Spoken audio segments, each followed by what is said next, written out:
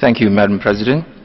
I'm Deputy Commissioner Oscar Kwok of the Hong Kong Police Force. I'd like to make a statement in response to the earlier comment about Hong Kong by an NGO.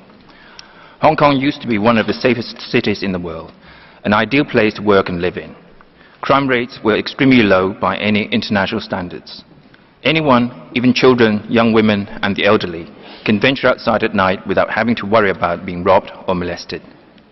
All of that changed since June 2019, when a series of public protests turned into rioting across the city.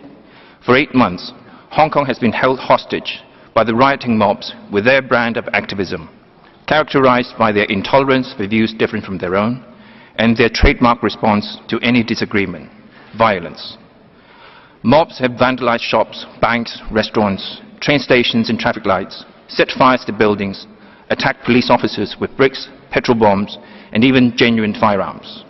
They viciously assaulted innocent citizens who opposed them, even proudly showing the attacks online to intimidate the population. Their atrocities now include detonating IEDs in public places, setting a man who confronted the vandals on fire, and killing a 70-year-old cleaner with a brick simply because he had the audacity to video them. This was the nature of the horrible menace that faced innocent Hong Kong citizens, and it was the Hong Kong police which had the unenviable task of preserving their rights and freedoms, which are no less worthy of protection than those claimed by the protesters.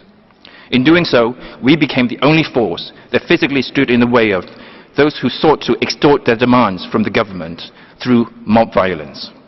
This was the real reason they are relentless in accusing the police of brutality, as part of a comprehensive effort to vilify the Hong Kong police, with the aim of removing it from the equation so that the extortion could be successful. These violent criminals preached to their followers that the end justifies the means, that breaking the law to achieve their goals was a noble cause. Police officers are not there to judge whether their proclaimed cause is a just one, or if it even makes sense. We don't have to. We are police officers. Our one and only mission is to find out whether anyone has committed a crime. If someone breaks the law, it is our lawful duty to stop him and arrest him. Whether a cause is altruistic or in fact self-serving is completely irrelevant to us. The law demands that we arrest them. The basic premise of the rule of law is that no one is above the law.